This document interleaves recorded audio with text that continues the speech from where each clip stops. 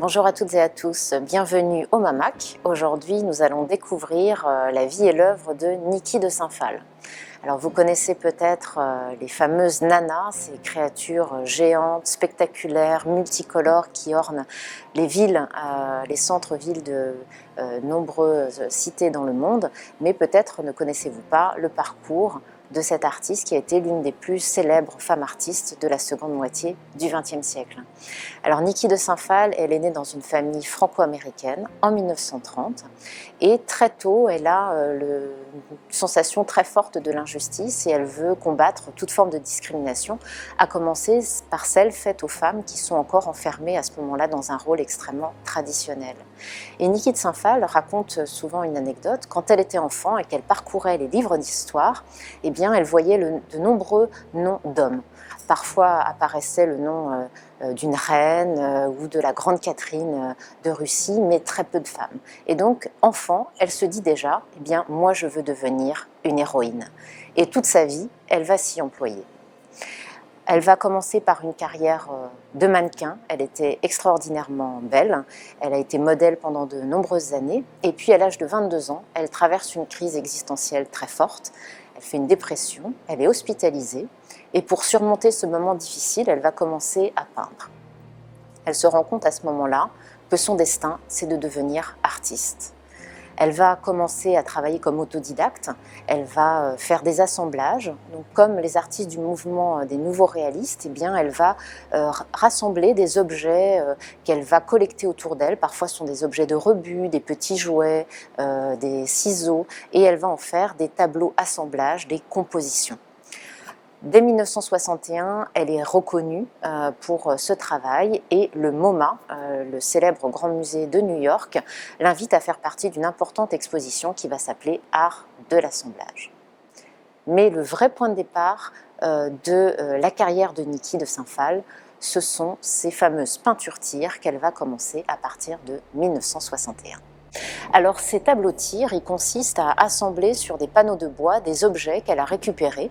Alors ça peut être, comme ici, on voit un système de lavabo, ça peut être des animaux empaillés, des jouets en plastique, bref, tout ce qui lui tombe sous la main, et elle va en faire une sorte de composition.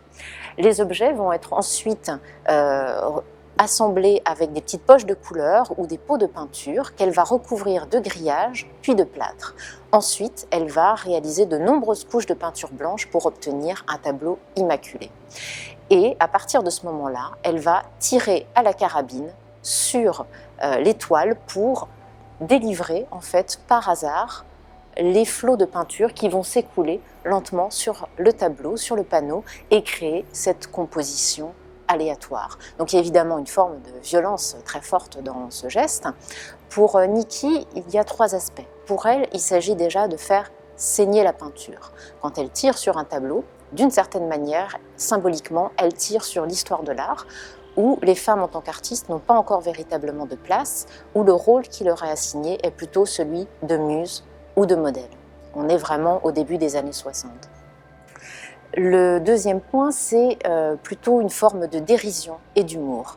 À cette époque-là, l'art qui est en vogue à l'international, c'est l'expressionnisme abstrait. Et l'un des héros de l'expressionnisme abstrait, Jackson Pollock, est souvent montré comme une figure héroïque, dansant autour de ses toiles posées au sol et faisant couler par hasard de la peinture qui s'échappe de peaux percées.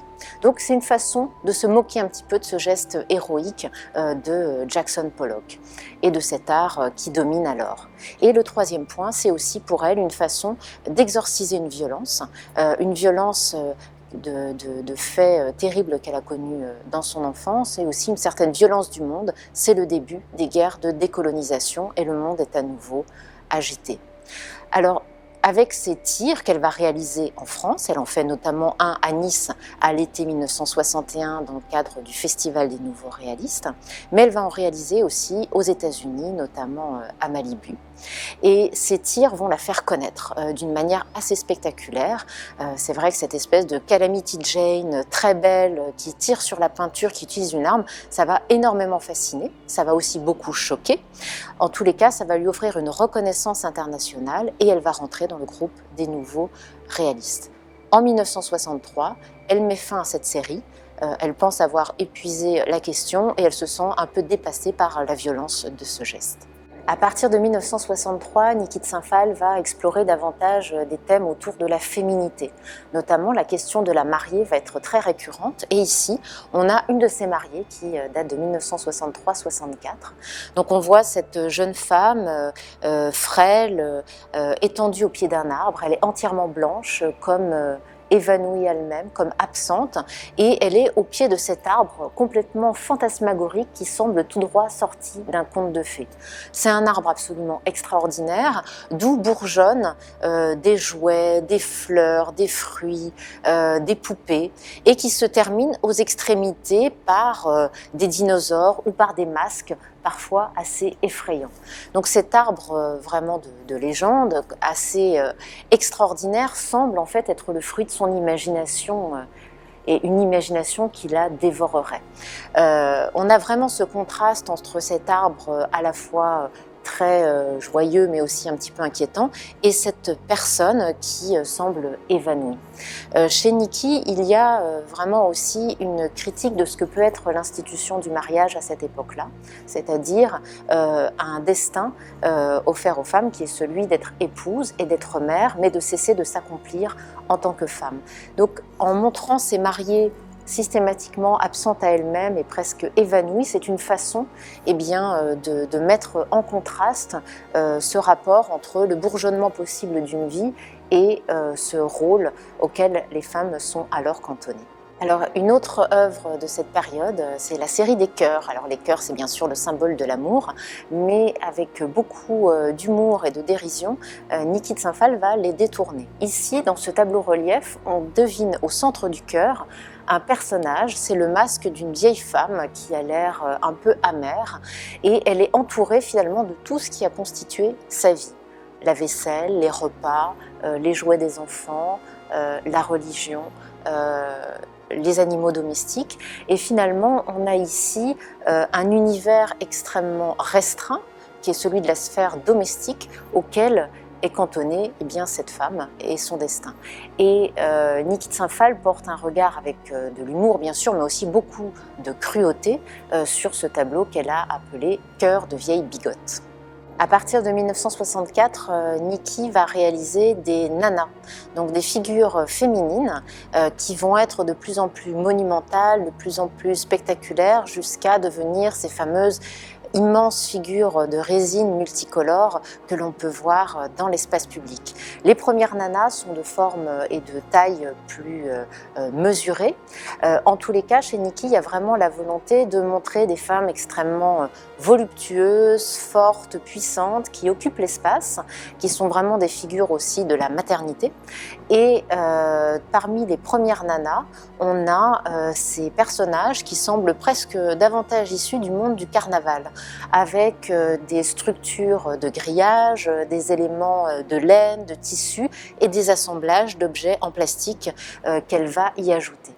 Ici, on est face à une Vénus qu'elle a imaginée en 1964, qui renvoie bien sûr à la figure aussi de la fertilité. On a presque cette femme un peu préhistorique, ces représentations préhistoriques de la fertilité. Et donc cette grande figure semble donner naissance à des fleurs, à des fruits, à des animaux, à des personnages. Donc on voit qu'elle grouille comme ça de vie. Et finalement, elle a quelque chose d'assez ambivalent parce qu'elle pourrait à la fois être une sorte de Gaïa. On parle aujourd'hui de cette idée de Gaïa, la terre-mère qui donne vie, mais aussi de ces figures de fête des morts du Mexique, puisqu'elle semble avoir la capacité à la fois de donner la vie et de l'engloutir. Donc elle est à la fois comme ça très fertile et un peu inquiétante. Et donc elle va réaliser aussi d'autres nanas à l'époque. On voit ici notamment cette nana, Erika, qui flottent comme en apesanteur. Chez Niki, les nanas sont souvent joyeuses, elles caracolent, elles font des pirouettes, elles dansent. Il y a vraiment cette idée d'exprimer aussi une forme de joie, une forme de liberté. Ici, on est face à une autre nana, la nana noire upside down, qui décrit en fait la figure de cette nana qui est en train de faire une pirouette. Nikki a eu un engagement tout au long de sa vie contre toute forme de discrimination, y compris les discriminations raciales. Et à partir du début des années 60, elle va vraiment s'engager aux côtés des Afro-Américains dans leur lutte pour les droits civiques. Et de nombreuses de ces nanas sont noires, mais elle réalise aussi d'autres nanas, d'autres couleurs. Pour elle, elles sont multiraciales, à l'image du monde, et c'est vraiment un hymne à la liberté pour elle que d'exprimer ces différentes nanas. Alors, Nikki a réalisé aussi de nombreuses œuvres à une échelle monumentale. Sur le parvis entre le Mamac et le théâtre, on peut découvrir notamment une sorte de grand monstre, un dragon, le monstre du Loch Ness, qui est une figure géante, un peu mythologique, recouverte de petits morceaux de miroirs, qui joue évidemment avec les reflets du soleil. C'est un peu un des aspects d'un travail qu'elle a réalisé aussi tout au long de sa vie. Elle a notamment réalisé un très grand projet qui s'appelle le Jardin des Tarots, qui se trouve en Toscane, qu'elle a imaginé et conçu entre 1979 et 1993, où elle a donné finalement corps au rêve de toute une vie. Alors, Nikki de Saint-Phal était très attachée à Nice et en 2001, un an avant sa mort, elle a décidé de faire une très grande donation au musée, près de 200 œuvres, ce qui fait que le Mamac est l'un des 3 lieux au monde de référence autour de l'œuvre de Nikki de Saint-Phal. Donc, dans cette salle, finalement, est proposé un aspect du travail. L'accrochage change régulièrement, mais il y a vraiment la possibilité au musée de couvrir l'intégralité et toute la diversité de la carrière de cet artiste extraordinaire.